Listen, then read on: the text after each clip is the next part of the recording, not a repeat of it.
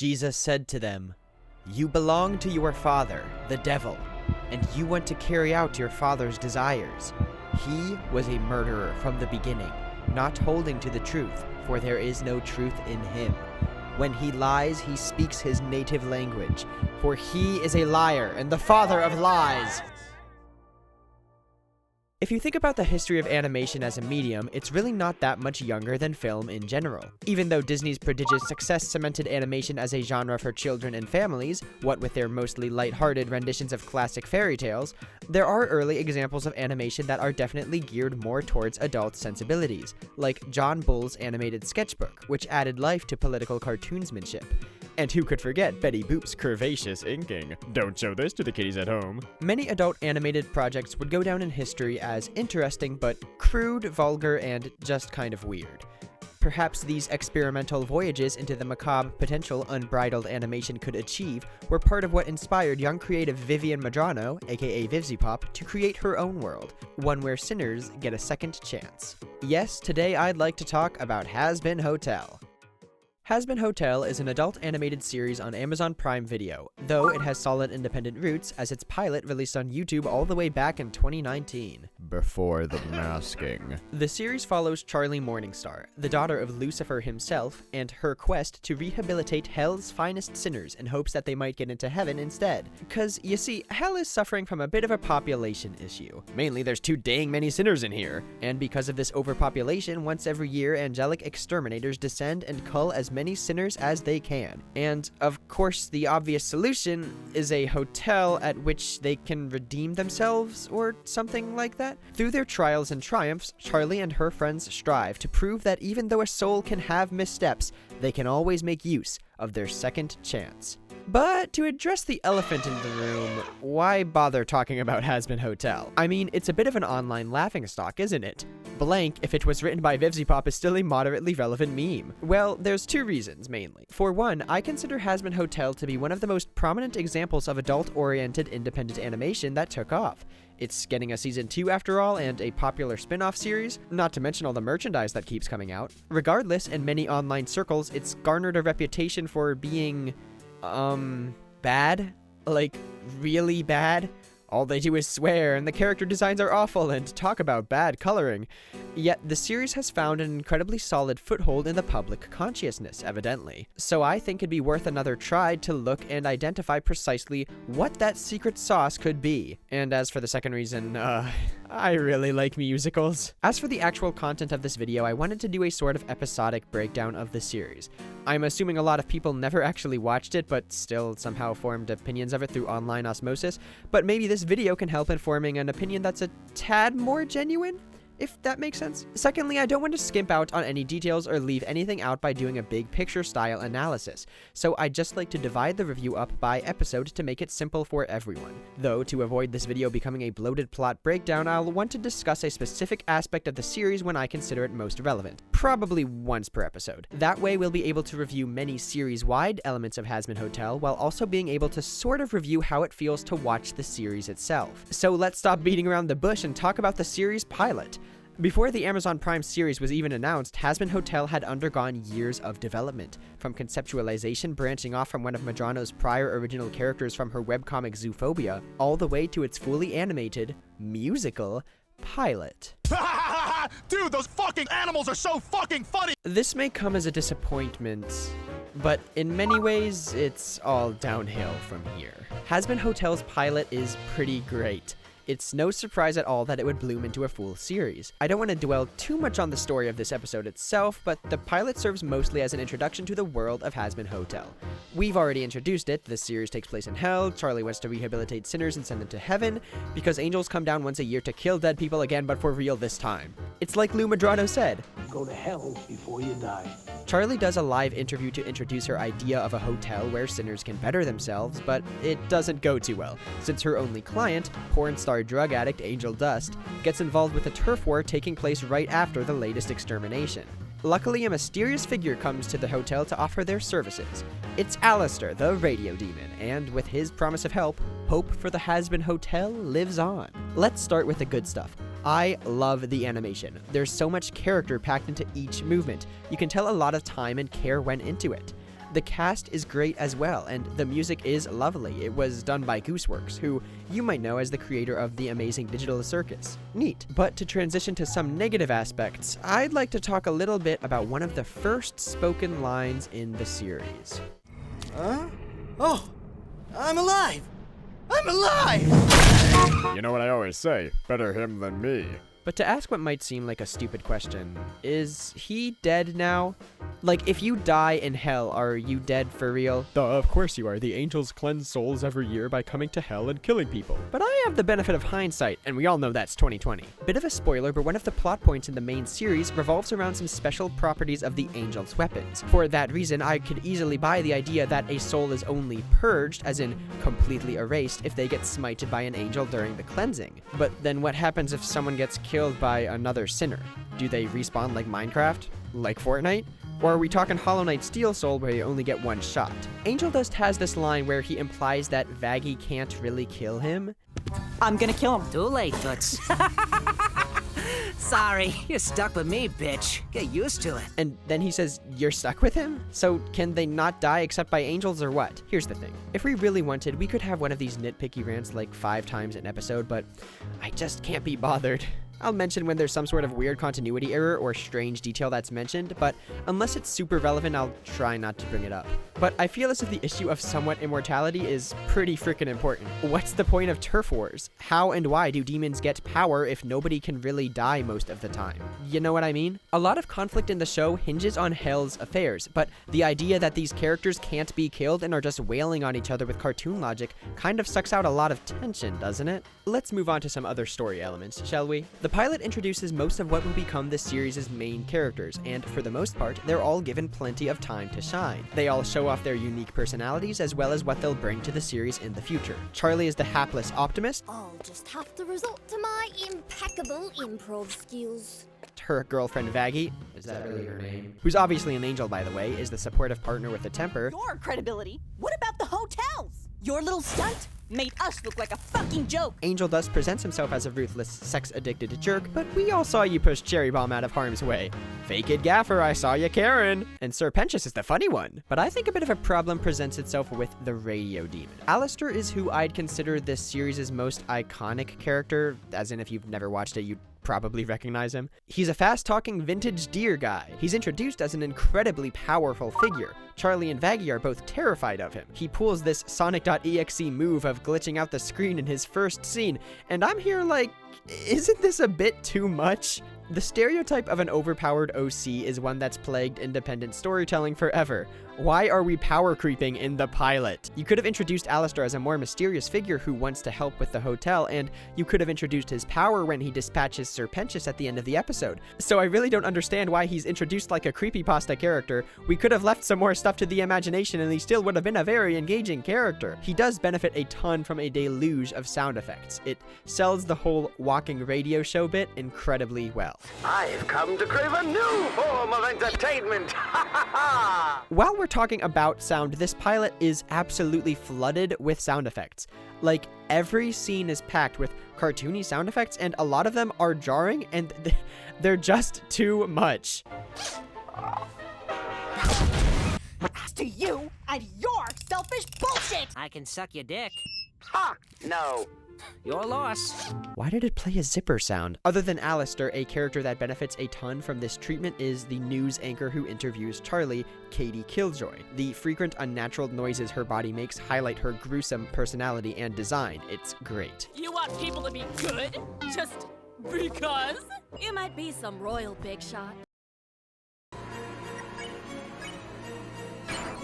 When it comes to the character designs in general, VivziePop is kind of infamous for incorporating similar design elements into many characters' designs. Like, very similar design elements. But my biggest problem with the designs is that they're just kind of busy, and often the scenes are colored in such a way that you can't really tell who or what the person or object of interest is. Does that make sense? I don't know. We've been kind of trash talking for a while, but let's round it out with 1 or 2 more highlights. For one, there's a couple of funny jokes here. Oh, look at this.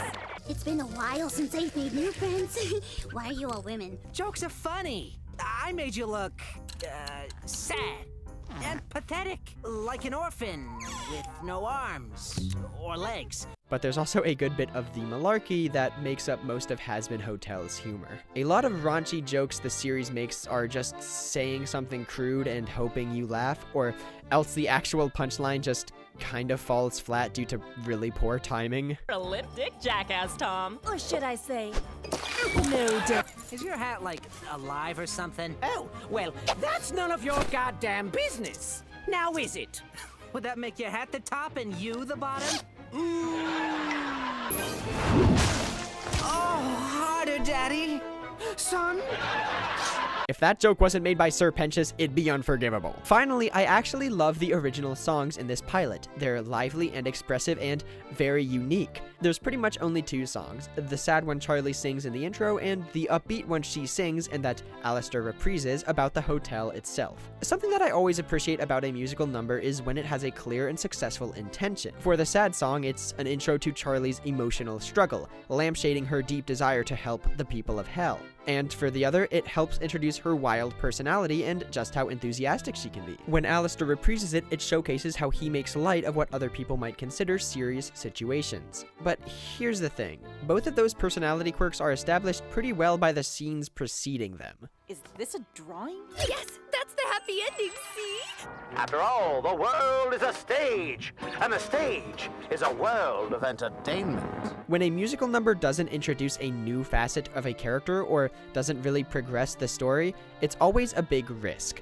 Because if that song isn't good, like not catchy or just boring, then you have wasted the audience's time. Thankfully, these numbers are a ton of fun, but please keep this comment in mind for the future songs. Overall, I think this pilot succeeded in what it wanted to do, even if it was a bit busy in more ways than one. Sure, it has the hallmarks of what would become Hazbin Hotel's most infamous aspects, but it also has plenty of bits and pieces of what I consider its best aspects. The macabre humor paired with the setting and plot can make for a great watch, and that taste of what its original music can be is all I need to dive into the series. I can't wait to see what happens next.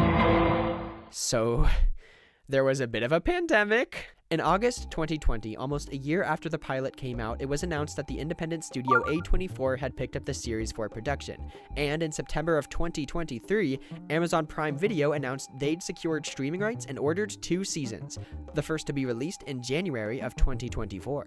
In all honesty, I'd moved on for a while. It wasn't until I saw an animatic using one of the show's songs that I thought to watch it for the first time. It'd been years since the pilot after all, and I sort of forgot about Hazbin Hotel. But as we shall soon see, Hazbin Hotel is many things, but it is not forgettable. Welcome to hell, motherfucker! I hate to be a bearer of bad news, but the show does not start off in a very promising manner. Episode 1 contains a ton of retreading beats from the pilot. There's a lot of clunky dialogue in the first few minutes. I just hope what I'm trying to do here will work. It will. It didn't explain anything about how we're trying to save demons from extermination, which is the whole fucking point. I'm choosing to be here, and I think it's all stupid. We're in hell, Toots. Just because nobody has made it out before doesn't mean it's not possible. Hey, whatever means I can keep crashing here rent-free. Though, to be fair, there's some competently done retreading as well. You actually think I'd be cleaning bottles and listening to you fucks bitch and moan all the time if you wasn't forcing me? I like being forced. Keep that to yourself, Nev. Like, that's a great way to remind viewers about both Husk's character and his place in the story, all with one line. It's as good a time as ever to mention the cast. Everyone's been recast since the pilot, which, on one hand, is a bit of a shame since the original cast was so great. But on the other hand, we get some great A-listers like Keith David as Husk. We'll go over some other castings when they become relevant, but for the most part, they all fit their roles very well. An addition to the series' lore is found in this storybook opening/narration from Charlie, explaining this world's alternate Garden of Eden origin. Adam demanded control, and Lilith refused to submit to his will. She fled the garden. They wished to share the magic of free will with humanity, offering the fruit of knowledge to Adam's new bride, Eve. As punishment for their reckless act, heaven cast Lucifer and his love into the dark pit he had created. Threatened by this, Heaven made a truly heartless decision. Weirdly, it's stated here that Hell's exterminations are to make sure the sinners never rise up and revolt under the leadership of Charlie's mom, the first woman Lilith. But this is different from what the pilot and the rest of the episode says later on, that Hell is suffering from an overpopulation problem. No, our shared problem of overpopulation in Hell. I know Hell's population is out of control. Oh, yeah. That must suck for you.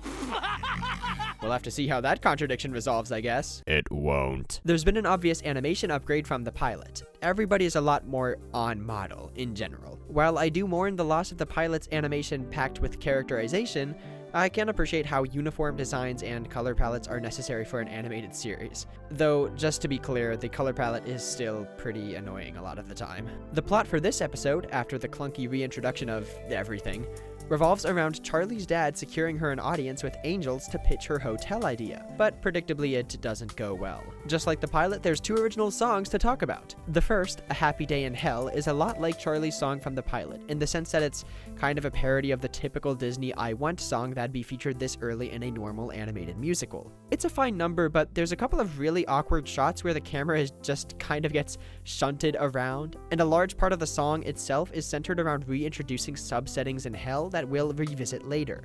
Hazbin Hotel is pretty ambitious, because while you are technically adapting something most people would be familiar with, the idea of heaven for good people and hell for sinners, the version of hell you're portraying is unique enough that it requires far more time to develop to feel natural than an animated show can realistically give. We'll touch back on this later when world building gets to be a bigger issue, but suffice it to say I don't believe world building was given enough attention in the series. The other song in episode 1, Hell is Forever, is sung by Adam, the angel Charlie talks with. It's nice to meet you. Totally. Nice to meet you, too. Oh.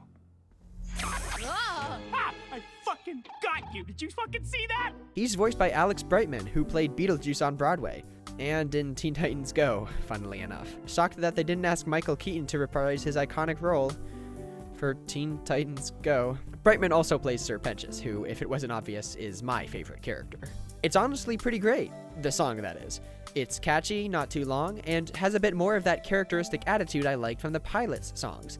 There's some cool visuals as well, taking advantage of the animated medium to show Adam rocking out in truly divine style. I like how Adam is technically producing coherent arguments against Charlie's ideas, saying stuff like, had the chance to become better, now they boil in the pot, 'cause the rules are black and white, or fair is fair, eye for an eye. But he doesn't really say it like that, if you know what I mean. 'Cause the rules are black and white, there's no use in trying to fight it. Fair is fair, an eye for an eye. Yeah.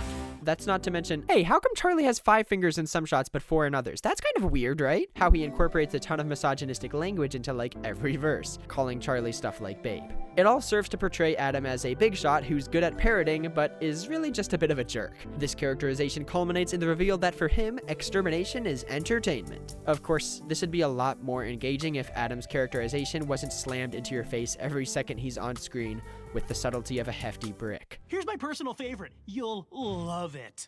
Thanks.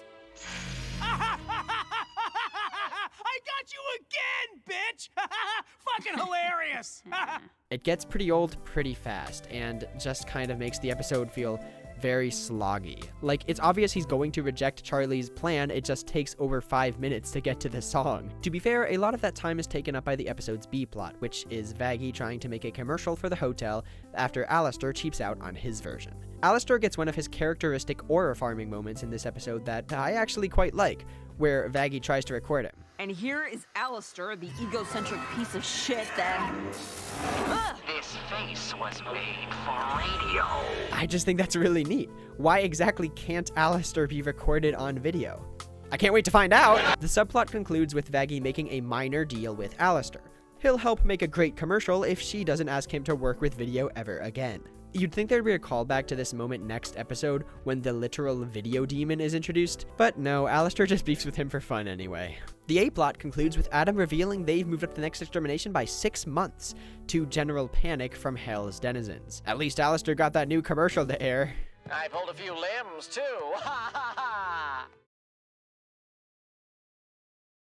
Hey, how come Alistair doesn't have those cool sound effects anymore? Oh, also there's a dead angel. Somebody killed one somehow, which apparently has never happened before, and I feel like there should be more time for this idea to develop, but too late, the episode is over.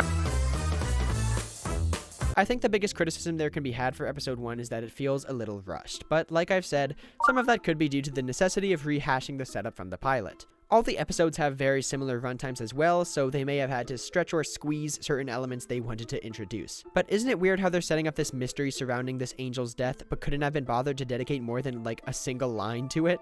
If this video is being edited the way I'm planning, then I'll have included most of the bits or jokes that actually made me laugh or smile. But I've got to be honest, this show is quite unfunny. I mentioned this for the pilot, that a lot of the show's raunchy jokes are just saying something crude and hoping you'll laugh, but I was exaggerating. Crack is expensive.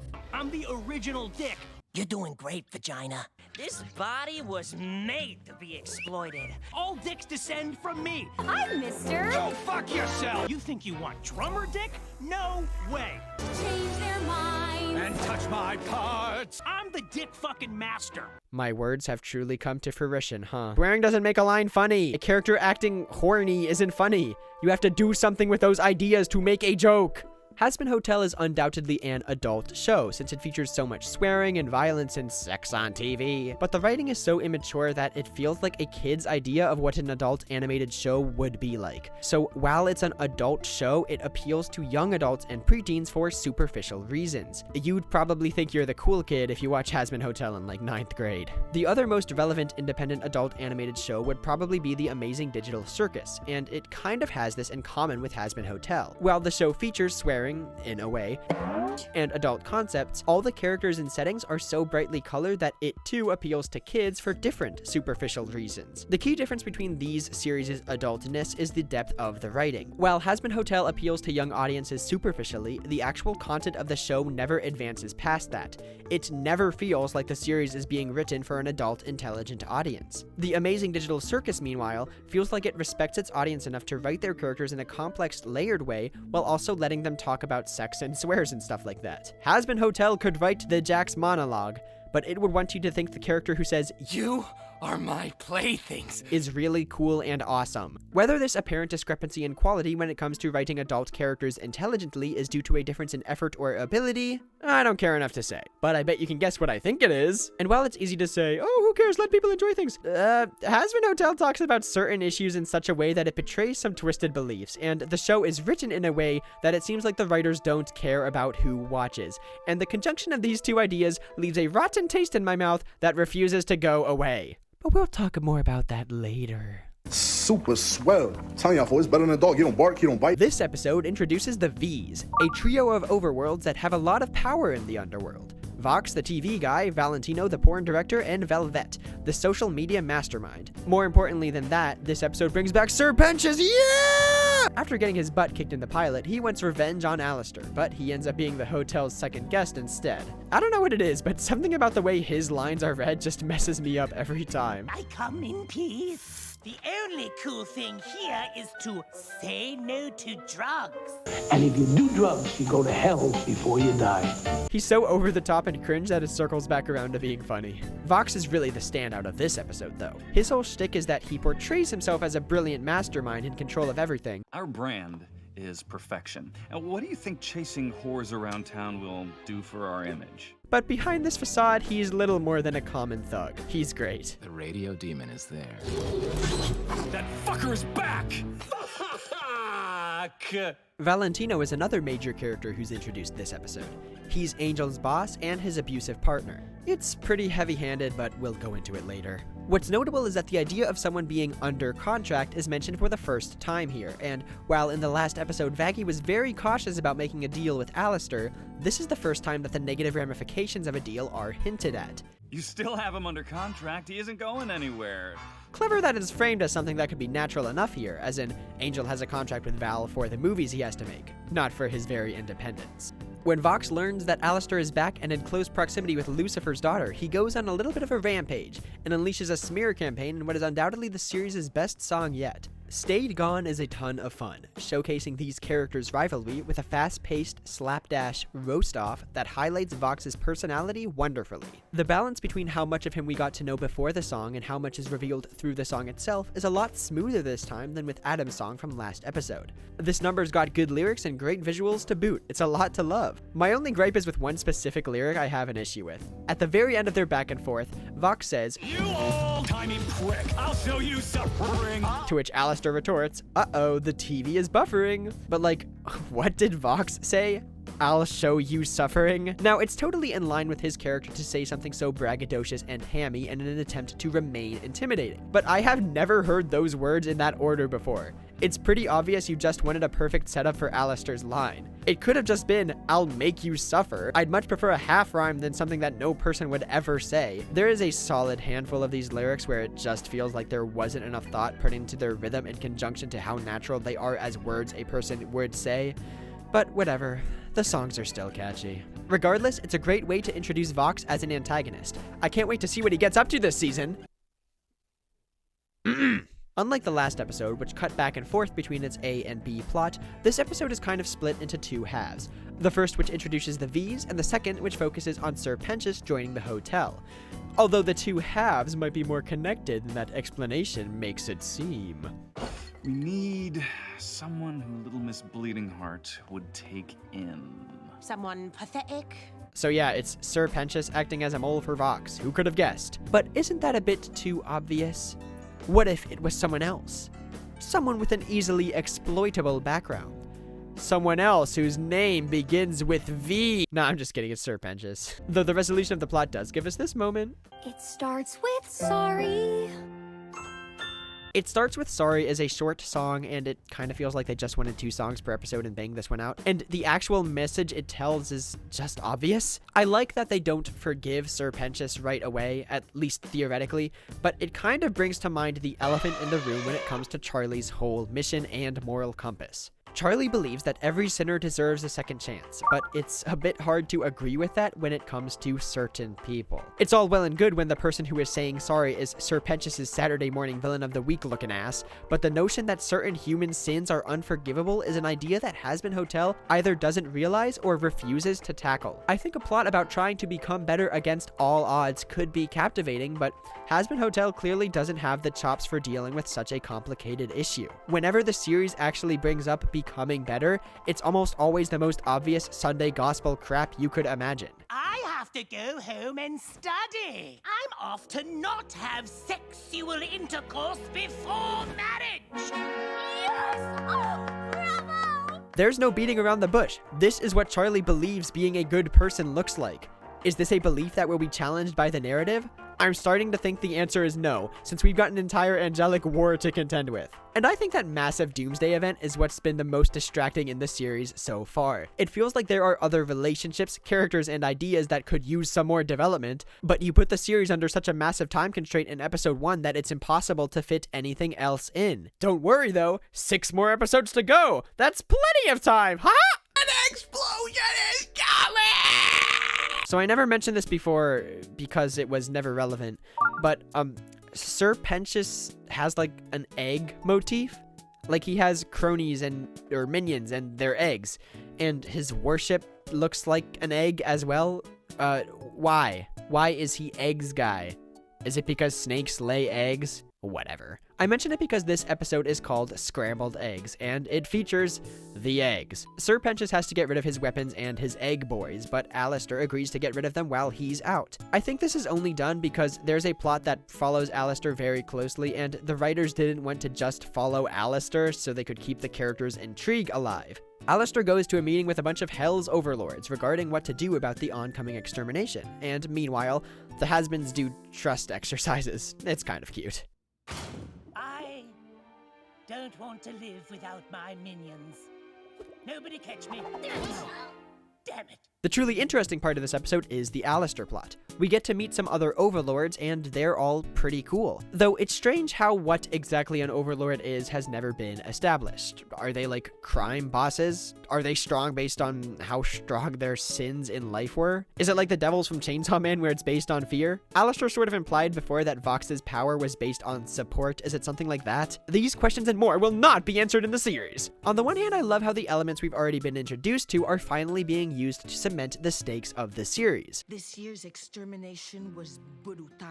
We have assessed that about 16% of the population was lost. But on the other hand, with the benefit of hindsight, all of these concepts they introduce don't get developed or explained as much as I'd like. There's 5 more episodes after this. How do they fill all that time? Imagine your fictional world is a house. If you don't have a strong foundation, you won't be able to construct new additions or floors without creating the risk of collapse. Hazbin Hotel is starting to feel like the Tower of Babel. We're only getting higher and that foundation ain't getting any stronger. Velvet is the real star of this episode, in my opinion. She crashes the Overlord's meeting by presenting an angel's decapitated head and suggesting a counter-assault, no doubt using weapons bought from Vox. It's a great scene here because all of these powerful characters are arguing with each other, and it actually feels logical how they progress from one point to another. If these holy rollers can be killed, the game has changed. If it be true thee and thy colleagues desire to war with such meager proof, thou art far more foolish than I bethought. Meager proof? It's a dead fucking exorcist. We know not how this perished. Mayhaps 'twas not by a demon's hand at all. I didn't expect this series to be able to create this kind of scenario.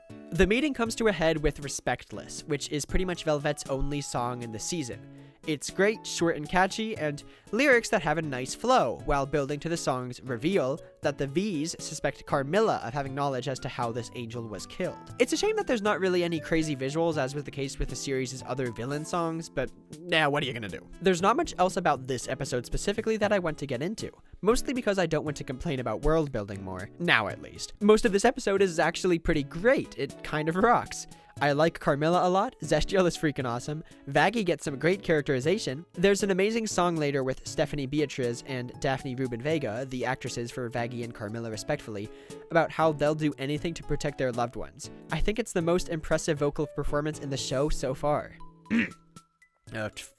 From one of them. I'm sorry, gang, but I'm not a huge fan of Stephanie Beatriz's singing performance as Vaggie most of the time, but there's actually a pretty interesting story about it. See, Stephanie Beatriz is an actress best known for her role as Detective Diaz on the show we all pretend to like, Brooklyn Nine-Nine. Do you remember Rose's reaction last time the printer jammed? I'll pay for that.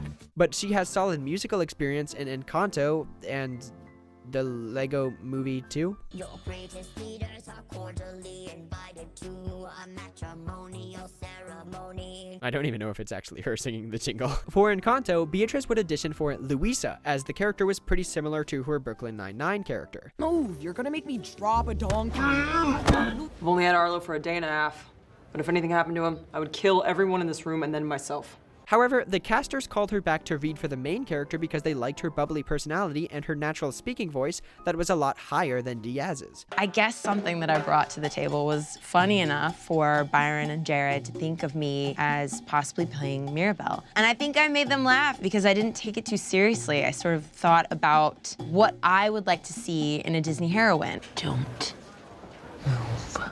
Not a problem. I hate moving.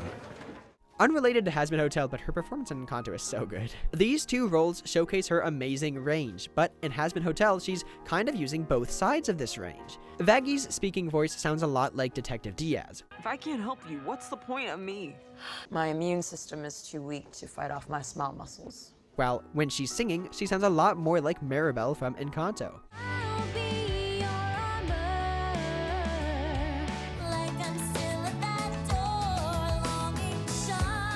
The cynic in me just wants to criticize this choice as it's kind of jarring each time Vaggie sings, since it low-key sounds like a completely different character. Well, at least you aren't alone. These angels' minds are hard to change. But I've honestly grown to love it. It's like Vaggie puts on an act most of the time, trying to appear tough and can only express her true feelings through song, and which have been mostly private moments. Water break. It helps that Vaggie obviously has a secret past. It's hinted at in this series when she throws the crew into a war zone, but it won't be fully revealed until later on. But I mean, we all know what it is, right? One last gripe that I thought was particularly noticeable in this episode. There's like a bunch of what I think you call animation errors where something obviously isn't right. Like the sizing of the characters is all over the place sometimes, and there's this moment at the end where Nifty laughs and there's no sound effect. Well, how about that? I can't tell if my mind just invents reasons to dislike Hazbin Hotel when I'm getting too into it. This has definitely been the best episode so far, and I can't really believe what I'm saying, but I'm excited to see what happens next.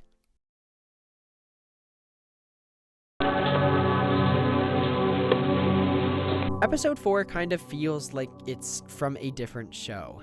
There's way less jokes and flippant swearing. The script feels like it isn't the first draft, and it's kind of bad. The series has been building up to an Angel Dust episode for a bit, and at first glance, it seems like this episode is what I've been hoping this series had in it. An episode dedicated pretty much entirely to its characters. The last episode developed the season's plot a good bit, but this one doesn't advance it at all. But it is far from some forgettable filler episode. Angel Dust is called abruptly into the studio by his boss Valentino, but when Charlie tries to get him time off, Valentino explodes in anger. Nice one, idiot. Valentino explodes in anger, unleashing it on Angel, hitting him even. Angel, in a testy mood to put it mildly, storms out of the hotel, and Husk is sent after him to make sure he's okay. The two end up bonding after Husk tells a little bit about his own backstory, and they return to the hotel as friends. Great, right? No, it's not. Angel's relationship with Valentino is both good and bad. Good in the sense that it's not overtly portrayed as anything less than the horrifying power dynamic it is, and it leads to some real tension, and bad in the sense that it sucks and I hate it.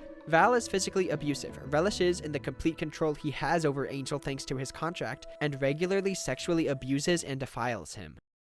That's my pair! My issue with this episode isn't this on-screen portrayal. Obviously, Valentino is the villain of the episode and Angel is not happy with his situation. I mean, golly, could you imagine wanting to see these two together? My problem is that nothing happens. The episode ends and Angel's situation has not improved at all. He's still at the job that makes him want to die and with the man who makes his life hell. Obviously, they can't help since Angel's under contract. Oh wait, what does that mean again? You know she can't do anything.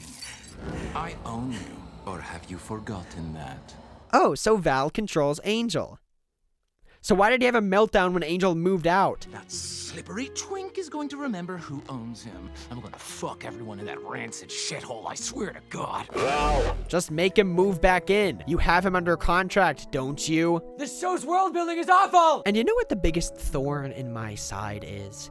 This episode has the audacity to suggest that Angel needs to change. I see right through you and all this bullshit and how fake you are. Can only blame myself. All you're doing is making an ass out of yourself with this fake bullshit. Call me fake one more time, motherfucker! Maybe I'd treat you better if you were real. Hello? Angel Dust is a victim here. Angel does not need to change. Valentino needs to die. I am terrified that Vivziepop is keeping Valentino in this show to give him a redemption arc. No, I'm just kidding. She's keeping him in the show because she has a non-con fetish. Fictional non-con. It's all fictional because that makes it better, right, guys? Let's talk more about Valentino, separate from all of that. I love his design, where he has these enormous moth wings that he folds around himself to give him that fluffy pimp coat. He's performed excellently as well. His charismatic sneering transitions into threatening growls very smoothly. It's clear the actor has a phenomenal range. Not at all, princess. Also, he's pansexual. Pretty much every character in Hazbin Hotel is LGBTQ, which I think is awesome, even if it's not part of the plot all the time. As part of their Pride Month merch a while back, Hazbin Hotel released standees of all the characters with their respective pride flags, and unique outfits. They're pretty cute. One features all 3 Vs, revealing Velvet as a lesbian, Valentino as pansexual, and Vox as bi. Damn, no one went him for real. There's been some criticism of Val's inclusion in this merch, which I kind of agree with. Yeah, I don't want merch of the rapist to show my pansexual pride. That's weird. Anyway, I'm about to throw out the most insane analogy I've ever concocted, but bear with me.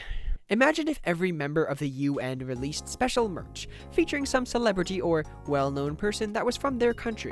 You could wear merch representing where you live, or a land whose culture you respect, or just of a celeb you happen to really like. And imagine if the storied country of Germany released a shirt that looked like this.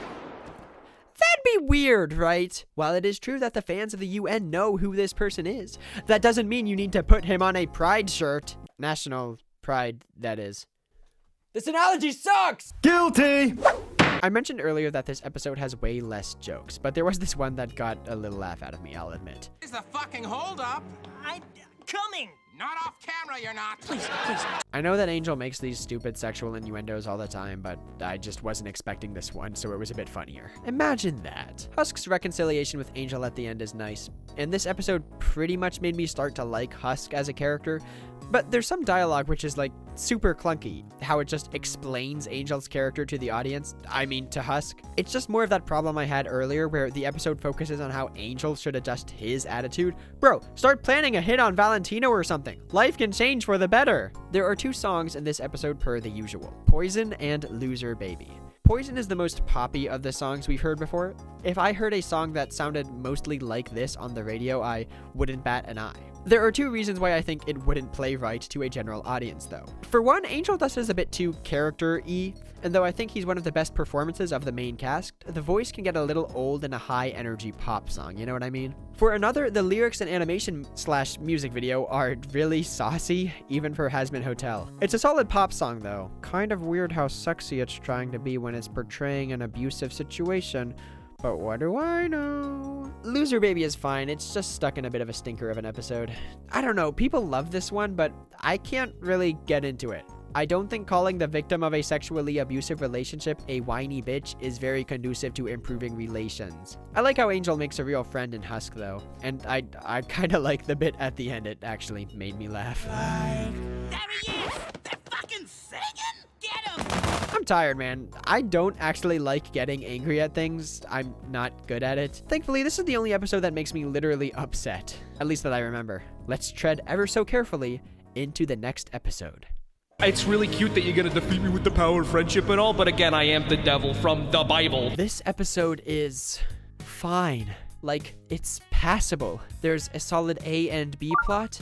The A plot advances the story and the B plot develops the characters, and there's a decent balance between them. It's annoying at worst, but when is Hazbin Hotel not? This episode centers around Lucifer's on-screen introduction. It's strange because the way Lucifer and Charlie are portrayed in this episode is a bit different than how they were in the pilot, at least how I figured they were based on what brief hints we got. I think Dad was right about me. We just have never been close. He calls sometimes, but only if he's bored or like needs me to do something. I'm fine with things like that being changed from the pilot, though. It wasn't like it was a major focus of the pilot or anything like that. Just thought it was interesting to mention. Basically, with the oncoming deadline of the extermination, Charlie is super stressed about the hotel not working. But to address the moderately sized elephant-shaped figure in the room, what the heck does not working even mean in this context? How is the hotel failing? Because Angel's life has improved since staying. I think he's probably a better person. Sir Pentious is a better person just based on the fact that he's not committing war crimes every day. Is it because the hotel isn't popular? Or does Charlie think that Angel is going to complete a trust fall, then magically transform into an angel? Ooh, remember in the pilot section when I said I wasn't going to nitpick that much? Sorry. Charlie decides to ask her dad if he can get her an audience with Heaven. Again. With someone who isn't Adam. And we finally get to meet the big man himself, Lucifer. Lucifer's bit is that he's a tryhard and a failure. I just forgot. I've just been really busy, with, important things. My daughter wants to see me. Take that, depression. Like, every line read is so character-y and over the top, but there are moments when he gets stuck on his failures and shortcomings as a creative and a father. It's a little compelling. I don't know why he's short, though. Maybe just part of the subversion of expectations with his design. Other elements of the design are quote-unquote clever, like the apple motif and the snake on his hat, but it's starting to get a little irritating how almost every male character has this suit plus accessory shtick. Alistair has his cane, Pentious has his big hat, Lucifer has a cane and hat. Even Vox has an eensy-teensy hat up there. Why go for this old-timey roaring 20s aesthetic so consistently with the costuming? I guess because the 1920s were an era of sin or something. The issue is everybody comes across too samey, and it's not like the aesthetics are relevant to the plot at any point. This episode is the first one after the Angel Dust centered episode, in which Angel resolved to stop being so fake or something. And there's a nice sense of camaraderie with the Hazbin crew, kind of like episode 3's B plot. It's cute how they all work together to clean up the hotel for Lucifer's visit. Alistair gets some solid development in this episode as well, in two ways. For one, a large portion of this episode revolves around his rivalry with Lucifer, and for another, we meet an acquaintance of his who sheds some light on his backstory. Let's tackle his rivalry with Lucifer first. It's clear that Alistair knows and loathes Lucifer from the outset. I mean, look at how he's glaring. His eye is twitching. He's either furious or down bad, but something tells me it's the first thing. Now, I'd like to take a break from the episode to discuss a serious problem affecting the world: swearing. You see, Old Webster defines swearing as the act of using profane or obscene language, as in shocking or disgusting to the senses. You want to know what's shocking? Loud noises! Could you imagine if I blasted white noise or something just then? Man, that'd be mean. But it's true. If I were to blast an enormous sound effect with no warning, you'd probably jump in your seat, or crash your car if you're one of those sick freaks who watches YouTube while driving. But how many times would that sound get the same or a similar reaction out of you before you got used to it? Well, that's what the study of the neurobiological phenomenon known as habituation wants to answer. Take a look at this video. The rat responds to the loud noise by jumping in fright, but with repeated exposure, it ceases to react as strongly or at all. Now, the implications of this type of adaptation are kind of interesting if you view them under a biological or evolutionary lens, but we're not super interested in that today. This has all been a roundabout way of introducing the following idea. If you swear all of the time, it loses all meaning. Pretty much all the characters in this show swear constantly, and it honestly gets on my nerves. Fuck no! What the fuck? Are you fucking high? Holy fucking shitballs. I am your bitch. That fucker is back! They have better shit to do. Fuck. Me personally, I don't swear that often. Only when I'm super upset or hurt myself or something. So let me tell a quick personal anecdote to explain better. My mom and I were playing an exciting game of Scrabble one night, while she was on the phone with my younger brother on speaker. As he complained about something that happened to him that day, he swore, saying, "It was total bullshit." My mother gasped, saying, "Young man, do you know who you're talking to?" And then me, the impeccable joker, chimed in saying, "Yeah bro, that was real fucking rude." Everyone laughed and I was lauded as the funniest man by all. But imagine if you knew my younger brother as someone who swears all the time. Or if I were the type of person that swore frequently. Or my mother had a sailor's mouth and swore often even with her kids. The only reason my stupid "watch your fucking language" joke was possible was because none of those things were true. Hazbin Hotel. The worst thing about this treatment of foul language is that it makes the writing feel way lazier. That fucker is back! Is a fine sentence devoid of context. It lets us know that Vox knows Alistair, has dealt with him before in some way, and clearly doesn't like him, ergo the whole fucker moniker. But in conjunction with the absolute dissolution of any emotional intent a swear word could possibly have due to the overuse of any swear word you can think of, the sentence is just one of dozens in every episode that wash over the viewer, completely devoid of meaning. I haven't been remarking on it since episode 1, but it has been an omnipresent issue in each episode. I bring it up now because in this episode, Lucifer and Alistair have this little exchange. I guess that's why Charlie called it the Hazbin Hotel. Ha ha ha! Ha ha ha! It was actually my idea. Ha ha! Well, it's not very clever. Ha ha! Fuck you. I will give the show credit. Even though swears don't really have much meaning, it is still tangible to the viewer, me at least, that Alistair doesn't swear. It's a cute way to further separate him from the rest of the crew, especially since it makes sense for his character. Swearing will get your radio show pulled off the air in no time. He does let loose a curse word in a couple of other key moments in the series, but this is his first real big boy word, and it doesn't have any impact. How can it be that I can realize in real time that this is Alistair's first ever swear word on screen, and yet I still de-gaff? Characters swear at each other so often that I don't feel any malice or offense from this line at all. We're just burning runtime. Alistair and Lucifer's head-to-head comes to a head in Hell's Greatest Dad, a pseudo-double diss track electro swing number that is as annoying as it sounds. I like it though. The lyrics are very catchy and the visuals are fun as well. Though the animation is full of those janky camera movements again, it feels uncomfortable. Apparently the animation team had 2 weeks to storyboard each episode. I don't know much about information, but that sounds like hell. I guess it makes sense then. Anyway, the song ends in a unique way, with the introduction of a new character and plot when we're already almost halfway through the episode. They even do that hilarious bit where you think a character is going to swear and then they don't.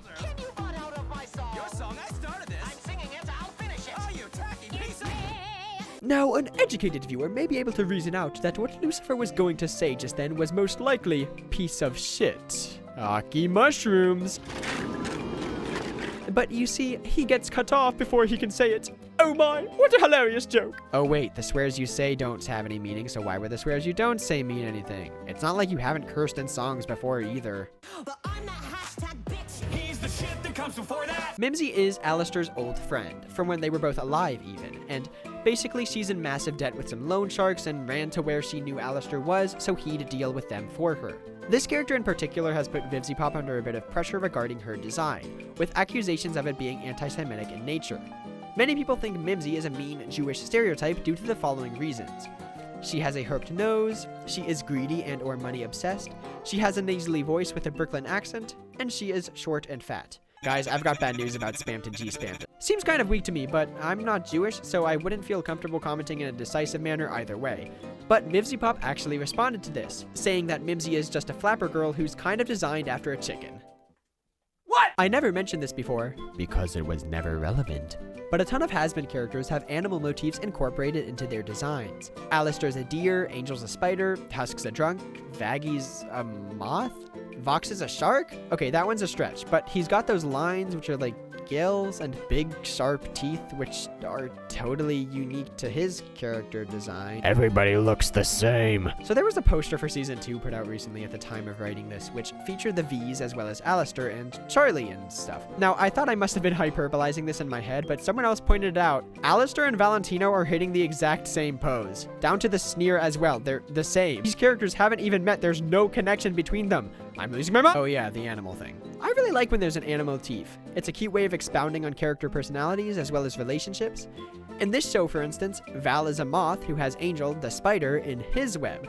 It's a reversal of what you expect. I just wish it was incorporated more in the series. Nothing else interesting happens in this episode except for Lucifer and Charlie's big makeup including song. Mimsy hangs around for a while, but it's late enough in the season that it's obvious this character isn't going to stick around, so it's hard to get invested. We get more Alistair backstory, I guess. I mean, it's a lot of retreading of stuff we've seen in the pilot, literally. The song that ends this episode is All Right. It's a good song, but it doesn't really feel unique to this series like a ton of the other recent numbers. It kind of sounds like a really good Christian rock song, which is kind of ironic considering the character who stars in this episode. We are Charlie. The episode also ends on an abrupt cliffhanger, but that's fine. Oh my goodness. The episode ends on an abrupt cliffhanger, but that's fine since I'd love to transition cleanly anyway into... I just came from Denver. I'm a sex offender. This is the episode that finally gets us a glimpse of heaven, and it's disappointing in how they play it. There's no better way to talk about how heaven is portrayed than to just hop into the discussion of the episode's first song, Welcome to Heaven. It might be my least favorite in the series so far. Peter is the gatekeeper of heaven, and he makes this noise in the song that I really don't like. I don't like it. Also, the depiction of heaven is so vapid. The differences between hell and heaven are, in heaven, there's no crime. All the smart guys and polite people are in heaven. In heaven, everyone is hot.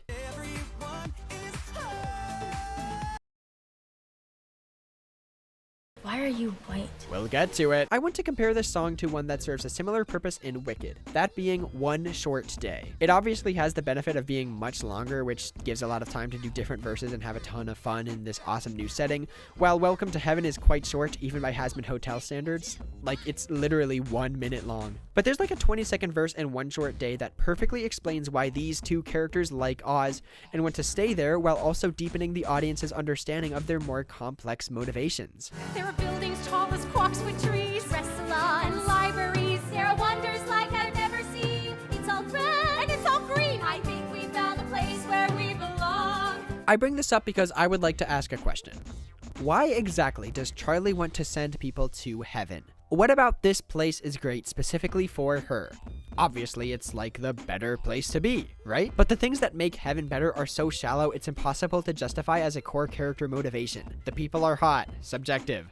The people are smart. Oh yeah, because there's no smarties in hell. The people are polite. Fuck you. You've got me there. There's no crime. Firstly, yeah, right. Secondly, okay, then improve hell's conditions. You're the princess of hell. Don't tell me the only plan you could possibly come up with was running a hotel that might possibly get people into heaven. The sensible motivation for Charlie is that she wants to redeem sinners' souls so they're not extinguished in the exterminations. Sure is a shame that we have to have those things because of overpopulation. Charlie, we both read that storybook at the beginning of the season, right? That every year they would send down an army, an extermination, to ensure hell and its sinners could never rise against them. Heaven is not a goal. Heaven is a tyrannical regime that is terrified of any shakeup and so rigid in their beliefs that the slightest deviation gets you damned forever. You know this won't work, Charlie. Why are we wasting our time? You see the ice cream shop? They had sprinkles made of rainbows. Oh, it's the sprinkles? Okay, that makes sense then. Hey, how come all these super hot characters are, What is wrong with you? Why are you... Wait. Hazbin Hotel has a varied cast. That's great. I love variety. Just like the characters have all kinds of gender identities and designs, the cast is varied when it comes to age and race. But when it comes to the characters' races, the series is a bit more muddled. It makes sense considering the art style and world that the sinners' forms in hell are so far gone from what they presumably looked like in life, but it still feels strange to have minority characters with gray skin and stuff like that. Vaggie and Carmilla are both voiced by Latina actresses, and recognizably so in their performances and with some cute musical flourishes. But the thing is, technically neither of those characters ever lived human lives, I think. But you know who did? Alistair. Yeah, Alistair's meant to be mixed race Creole. I know this because I read the fandom wiki page. And, one other thing. So, I'm taking your offer to help. On the condition that there be no trickster voodoo spirits attached. I've heard some criticism of Vivzie Pops' character choices that, being good faith in nature, say that she makes character choices quickly without thinking about the implications of the choices themselves, and I think that's probably the case here. Alistair is pretty clearly inspired, at least in part, by Dr. Facilier from The Princess and the Frog, so it makes sense to make it from a similar location and from a similar background. But you shouldn't just borrow the aesthetics or mythos of this culture without respecting its peoples and its background. That's the definition of cultural appropriation, from what I've heard. We're throwing around some big words here, so let's talk about this issue a bit differently. There are these casting call sheets posted online in some places for each of the characters that were presumably sent out to auditioners for the show, and I think they're real. Like, the art for some of the characters are straight from the show's designs, while others aren't finalized, and the writing feels like something Vivzie Pop wrote. We're bringing this up because while characters like Valvette and Vaggie were calling for actresses of particular ethnic background, Alistair's casting call was open to all ethnicities. Okay. By the by, Alistair is actually voiced by Amir Talai, who is of Iranian descent. So that's pretty cool.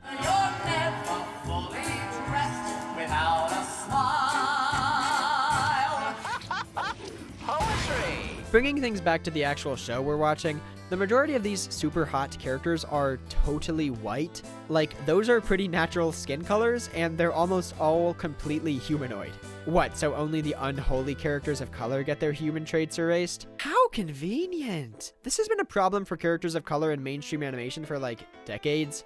People are tired of black characters being turned into blobs and indigenous people being turned into animals. So this kind of erasure of what was once a human skin color feels tasteless. When it comes to this emerging animated trope, I think it's slightly bad faith to immediately call racist when this kind of trope occurs, as it sort of ignores the hundreds of stories where something similar happens to a white character. But like, you had the first black Disney princess and you turned her into a frog. We're talking about Hazbin Hotel. This is about Hazbin Hotel. This song sucks!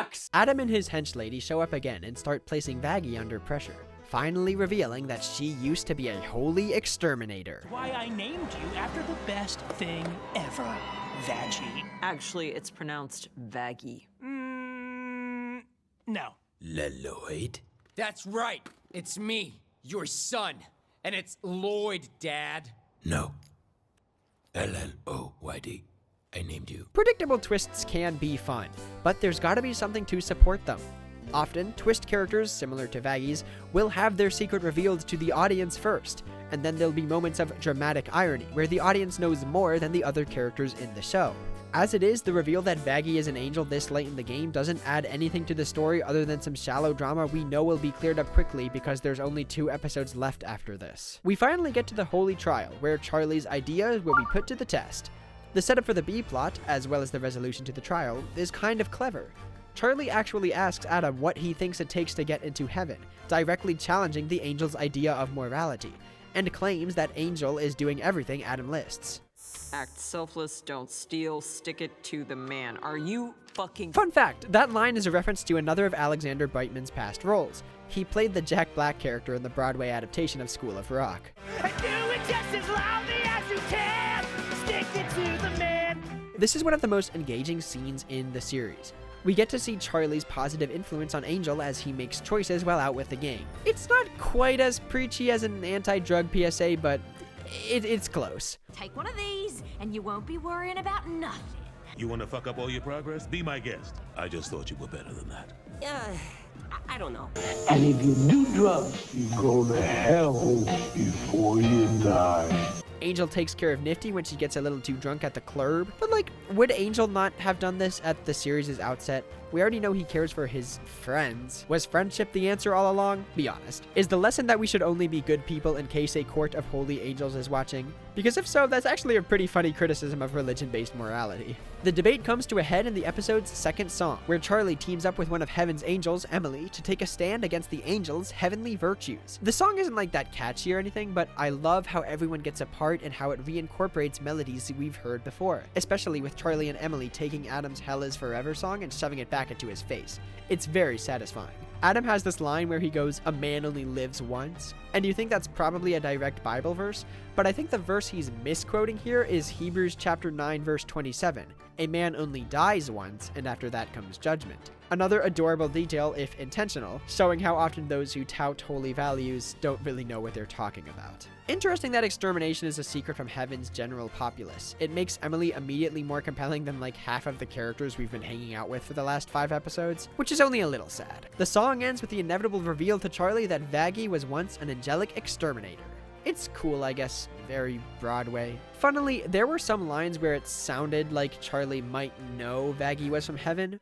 I just need to teach them the way I was taught. This is how you learn to dress people? Like, enough that I wouldn't blame someone for thinking Charlie did know the entire series, but apparently she didn't, so it's some big betrayal. Same thing as before, we know it's going to resolve quickly, so making a big deal out of it feels a bit performative. Unrelated to any of the plot stuff, but this episode has some very solid jokes, which was shocking to me. I assume they must have been out of them by now. Webster's dictionary defines redemption as... Objection! Lame and unoriginal. Sustained. No further dictionary references, please. Right, okay. I think my favorite, and in my opinion the best of the series, is this 3-part gag from Sir Pentious. I'd like to buy you a drink. Why? Because I'm buying everyone a drink. Free drinks, I love alcohol! I bought you a shot. Because I bought everyone another shot. Hooray! Club has a sex room. Maybe you'd want to, do a sex with me. I'm sorry, why would we have sex? Because I'm having sex with everyone here! It's the one good joke in the series that is intrinsically tied to the series' concept. Like, of course, a normal bar wouldn't have a sex room, only this Mickey Mouse version of hell would, and the escalation of flubbage from Sir Pentious is as entertaining as it is pathetic. Hey, so it's me again, back. I'm editing now. So I wanted to record this addendum because I realized I was doing a lot of hyping up of this joke. Like, I'm like, oh man, this joke is so good. First of all, it's not. And second off, I can only say that because I didn't really include the punchline. So here's what happens immediately after that last line where Pentious is like, I'm having sex with everyone here. He is dragged into an enclosed space with several other horny demons, and presumably they all have sex in there. So basically, the joke is, Sir Pentious misspeaks, and then he is raped. And obviously I considered just cutting the whole bit out of the video, but I thought that would be disingenuous because it was really remarkable to me how this is one of the only perceived enjoyable instances of the show, at least, enjoyable for a little bit, that the show is actually making a joke. Because that is such a painful part of this series, is that it doesn't really make jokes. It doesn't make competent jokes. And for once, here they are, they're actually following the rhythms of comedy, the rules of comedy, and the punchline is sexual assault. Which feels so utterly tone deaf, given that this show has an entire episode revolving around a character in a sexually abusive relationship. So what the fuck? This episode might be the best in the series so far, with how it treats its own world building and character development. But even those aren't anything stellar, just refreshing when compared to what we've gotten so far. Regardless, it's clear that the stage is set for the series' climax, and I, for one, am kind of excited to see what happens next. Going to eat you! The gang is not doing so well. We're in total third act mode and morale is low. Even Charlie's spirits are in the gutter and she's left with no choice but to make a deal with Alistair, granting him a future favor in return for his help. Alistair is really cute in this scene specifically. I know something you don't know. It's weirdly satisfying to see an actual payoff from something that was introduced in a much prior episode. Who would have thought basic competence could be so compelling? The A and B plots are set up with aplomb. Charlie and Alistair are out to recruit some soldiers, and Vaggie needs to talk to Carmilla to find out how to kill an angel. There's this moment where an egg boy lets slip that he knew Carmilla killed an angel as well, and Serpent just didn't tell anybody because the eggs are stupid. They say insane shit all the time. How was I supposed to know this one was true? Bank accounts are a scam created by the shadow government. See? So, why was that even in the show? Now, this is a serious problem Charlie has to solve. To find enough people to effectively counter an army of angels? Just where in hell is she going to find people crazy enough to fight angels? It's Cannibal Town. It's the place in hell where all the cannibals live. So I never mentioned it because it was never relevant. But apparently Hazbin Hotel takes place alongside us in an alternate universe of Earth where cannibalism is a prevalent issue, such that the cannibals clogging hell must be sequestered to the aptly named Cannibal Town. Do you remember way back when we were talking about the world building or lack thereof in episode 1? Now, I already said I wasn't going to nitpick, but I cannot turn a blind eye anymore. Cannibal Town was the breaking point. It sickens me that the Angel's raise has been a looming threat in the entire series, and the solution is so easily begotten. Oh man, where are we going to find an army of people wild enough to fight Angel? In Cannibal Town, where the cannibals live. How do we even harm an Angel? I thought they were invincible. They can be killed by their own weapons. Oof, sounds hard to obtain. No, you can buy them. You can buy those weapons that you need. Okay. Rosie is the leader of the cannibals, who Charlie has to convince first and foremost. She's great. I love her run-on sentences. Who's this you brought with you? Come now, Alistair. She's much too young for you. Oh, I'm just kidding. I know you're an ace in the hole. What now? Though she's amicable to enlisting the cannibals' help, Rosie still wants Charlie to convince them herself, which of course she'll do through song. After Carmilla's second song, of course. It's a poppy song paired with some cool dancing from her and Vaggie. It's alright, just not a standout among the show's repertoire in my opinion. I'm happy that Carmilla features in another song. I am beginning to get very bothered by how choppy the framing gets in moments of action. Can't wait for the big battle scene next episode, yay! Charlie's song to the cannibals is a lot of fun. It's obviously a huge moment for Charlie. It's just kind of a shame that this is a massive inspirational speech directed at the cannibals. They're mostly just background blobs in this number anyway. What the devil is this? I love Alistair and Rosie's bits. They're a delight. This is the penultimate episode of the series, and I can't quite shake the feeling that the world is still a little half-baked. Maybe less so than that, but 8 episodes was not enough to develop it. Because what is up with Cannibal Town? With Season 2 looming, I can't help but wish they focused on a smaller conflict, maybe a hell-centric one first, instead of going right for the throat like they did. I feel like the show would have been massively improved if it had the opportunity to breathe once in a while. Oh well. 1 episode remains.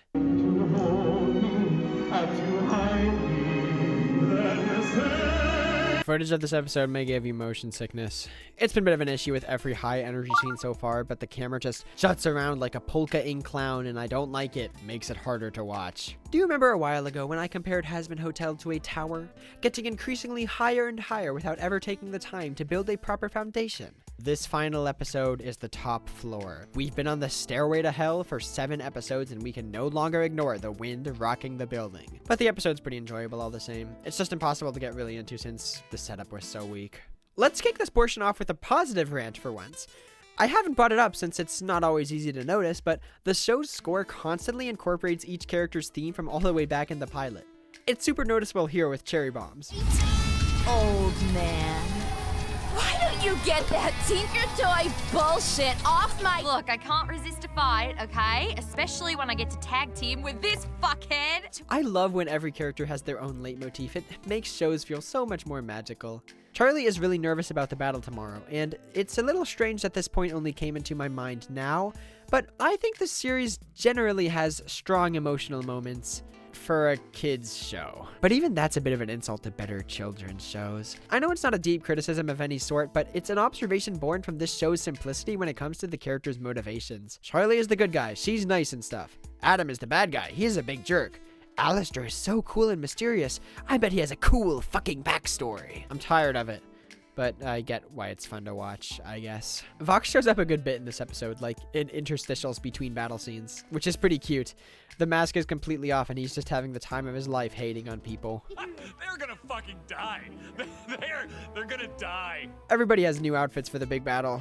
Only Cherry's looks good, not gonna lie, but it's another cute detail in the episode that makes it feel more climactic. Sir Pentious has got that shit on. They appear to have some kind of shield, sir! Oh, really? I didn't see this giant fucking shield in front of me, you dumb bitch! No shit! It's honestly a bit surprising that Alistair actually fights so earnestly by Charlie's side. I'm about to end your fucking life.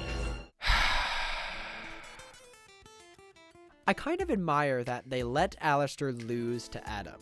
It makes him feel more interesting when he doesn't just do whatever the plot requires. All told, for all his showboating, Alistair isn't as compelling as I wish he was. If the changes I suggested way back in the pilot were what the show was closer to, then maybe I'd like him more, but as it is, I cannot condone his tomfoolery. I expect him in particular to get more attention in the next season, so we'll have to see how his character develops. Sir Pentious gets his big hero moment when he looses his war machine to take down Adam. It doesn't go well. That could have been ugly. So how come Adam didn't do that to the hotel? He literally does later, but like why didn't he do that like first? I never mentioned it before because it wasn't really relevant. But Charlie has these 2 goats called Razzle and Dazzle. They follow her around sometimes. They actually play the piano for her in the song in the pilot, which is so cute. Other than that, they're mentioned in like a single line. Razzle, dazzle. You taking care of my widow girl? You better be. I'm pretty sure that's all they do in the first 7 episodes plus the pilot. I mentioned them now because they transform into these sick demon dragons to help Charlie and Vaggie fight the angels for like 15 seconds, and then I think one of them dies. Charlie's and Vaggie's respective boss battles are pretty cool, but predictably, a Deus Ex Machina descends to help at the critical moment. See, you messed with my daughter, and now I am going to fuck you! It's fuck you up, Dad. Wait, what did I say?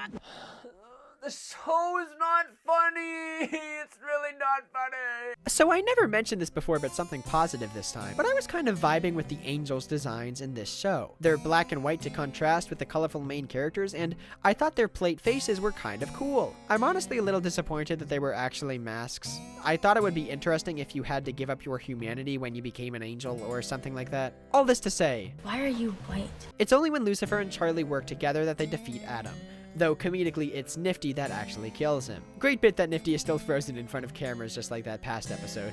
Anyway, Adam's henchlady, whose name I never bothered to learn, seems hell-bent on revenge. I don't really care though, since this character has barely had an individual identity before now.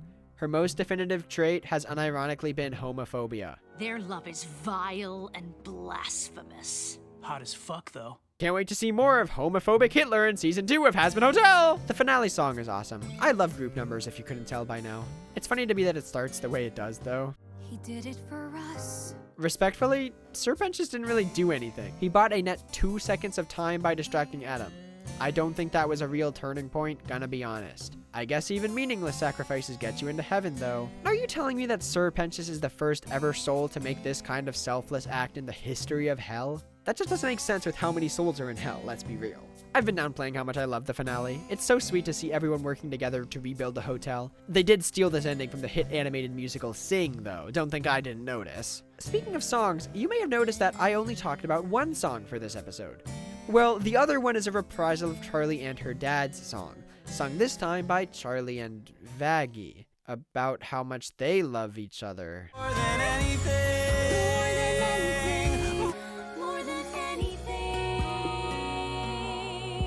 Hey, so that kind of makes the same song sung by Charlie and her dad a bit weird, right? I'll be honest though, I love the reprise. Stephanie Beatrice and Erica Henningsen sound amazing together. It's very sweet. So that was Hazbin Hotel. Is it as bad as people say it is? I think it would be massively impressive if that was the case, because people talk about this show like it murdered their families. I discussed things like the Mimsy controversy and some issues I had with the Angel Dust episode, and I know that people take way more offense than I did with those and other things. To be fair, there are some seriously messed up things about the Angel episode specifically that I didn't feel comfortable talking about, so maybe there are justifiable reasons to hate Hazbin Hotel. But the reason I made this video in the format I did is because I wanted to somehow recreate the actual experience of watching the show itself. And if you're like me, then you think that Hazbin Hotel is just kind of a not great show. It's adult in ways that I think are tedious and unpleasant. The writing is competent at best and aggravating at worst, and the world building is honestly atrocious. There was an opportunity to flesh out a truly unique and layered depiction of hell, but I just think it was impossible to achieve given the series' lifespan and runtime. So all I'm left with are unanswered questions and cotton candy concepts that dissolve under the slightest scrutiny. But despite all that, yeah, there's a corner of my heart where Hazbin Hotel takes up space. So I don't know, I'm a sucker for found family plots, and much like a ton of other fans, I'm sure I was taken aback by Vivian Madrano's art style and striking character designs. Much like the swears the show loves to spout, the art style's effectiveness wears off after a while, and you might notice that certain creative choices just don't feel thought through. One of my core beliefs when it comes to creative works is that anything is better than nothing, most of the time. So when I criticize Hazbin Hotel, it is with peace and love in my heart for a work of art. Truly, this world and these characters are someone's pride and joy, or at the very least the ugly child they had a hand in. Unfortunately, that does mean I have some bad news. We, by which I mean me and every other 2-bit tuber who craps on Hazbin Hotel, couldn't have written this show better. Because we didn't write the show. We don't have the passion or the drive to create an animated series from the ground up. So even if I have legitimate criticisms of Hazbin Hotel, it's not my kid to parent. So how much value what I have to say is up to the listener. Let's try rewriting the show anyway. If I were to address my biggest complaint about Hazbin Hotel that I think could be improved without fundamentally changing what the show was, it'd be the world building. But how can we make this world feel less artificial while still making sure all these characters felt cared for? Well, we're gonna have to do a ton of reconstructive surgery, shifting around events and happening in the show, and trying very hard not to create stuff out of thin air. Let's get started. Episode 1, looking back, is by far one of the biggest examples of wasted time in the series. So much time is spent retreading and just messing about with a B plot that goes nowhere and an A plot that Adam takes up way too much time in, so I'd cut a ton of that fluff and focus more on establishing the rules of the world here. Like maybe explain why Alistair hates video by focusing on how he's the radio demon, and we get to find out what the hell that means precisely. I'd like if the district's hell is apparently divided into were more defined, more so than just a couple of lines in Charlie's song here, because as it stands, it's so perfunctory even though it shouldn't be. Cannibal Town still ticks me off. Episode 2 is difficult because there's one big change I want to make here that might not have the time for it. Keep the Vox stuff. I think it could stand to be cut a tad, and when he implies he has a mole in the hotel, imply that it's Sir Pentious. But I think it'd be more interesting if it's Vaggie. Why would she betray the hotel? Because the V's know she was an angel and are blackmailing her. Of course they know, they have cameras everywhere, right? Getting the angel reveal out of the way this early gives Vaggie a ton of time to redeem herself, and in my opinion, sitting on the twist just makes it so it doesn't have enough impact as it could. We lose some drama in the Heaven episode, but whatever. Vaggie can make it up to Charlie in the episode 3 B plot. Episode 3 can remain mostly unchanged. You could stand to flesh out the overworld semantics a bit more. Episode 3 could go into how Vaggie tries to hide her violent past from Charlie because she's worried about hurting her, but Charlie says she wants to know all of Vaggie, so they unite and take to the battlefield to help Pentious and Angel and the gang in a fun action scene. Wouldn't that be cool? Oh, I did say I didn't want to invent stuff. My bad. Episode 4. Okay, ignoring all the icky kink stuff, I think this episode could stand to have some more purposeful action. To that end, I think it'd be interesting if Val kept Angel locked in the studio after Charlie intrudes, so the gang has to break him out. Maybe Cherry Bomb could debut in this episode instead of 2 episodes later and help out. I think it is a shame she only showed up in 2 episodes despite playing a large role in the pilot. I don't want to dwell on this episode. I know I'm making drastic changes here even though I said I wouldn't, but I really can't stand the way it is. Episodes 5 to 8 are mostly fine and I don't have any major changes, but there is a series-wide adjustment I think could make the finale hit way harder. I would love if, along with segmenting the districts of Hell more, Charlie could have gained more allies in some of them, even if in some minor way. We already have 2 of those, kinda. In episode 7 with the cannibals, obviously, and maybe in episode 4, Charlie might have a moment where she actually makes an amicable connection at the porn studio. I like this idea because the final battle would actually feel like a payoff instead of an incredibly convenient army on demand. In Avengers Endgame, the people coming out of the portals weren't characters that Steve and the audience met 20 minutes ago. Though, to be fair, it's another byproduct of the show being so short, but like, you could have chose to focus on a smaller conflict for season 1. But like I said, it's easy to fart out ideas like this without putting in the effort it takes to put together a show itself. We're just running with our ideas after all. All told, the show itself does come across as quite rushed. Many animated sequences feel pretty clunky, and certain episodes just feel more developed than others. The simple explanation for this has to be time. Apparently, storyboard artists would only have 2 weeks per episode, and conditions at Spindlehorse were reportedly suboptimal in general, so I guess we should be grateful the show is as good as it is, maybe? Ha ha ha, just kidding. Now, let me tell you a little bit more about how I really feel. Yeah, I kind of realized editing this video that I had been awfully kind to Hazbin Hotel. I really wasn't being too hard on it, and I thought I was being incredibly complimentary considering how mid a lot of it is, but that's because I think that it gets a little bit of a bad rap sometimes. Hazbin Hotel is an incredibly interesting series because it has such this storied history, and a lot of very talented people work on it and with it, but it still has this reputation as being total garbage just because one person who is probably a wrong'un heads the universe. And I just think the series gets a little bit of a bad reputation, unfairly bad. So that's the whole reason I wanted to make this video. But here's the thing. There's a lot of stuff wrong in Hazbin Hotel. And I don't just mean bad, I mean morally disgusting and genuinely repulsive. And I skated over it in the video because I didn't feel comfortable talking about it. I didn't feel knowledgeable enough to talk about these issues. So I still kind of drew attention to them. If you'll remember me making a big deal about how bad the Angel Dust episode was, that's because many of the issues are taking place in that episode.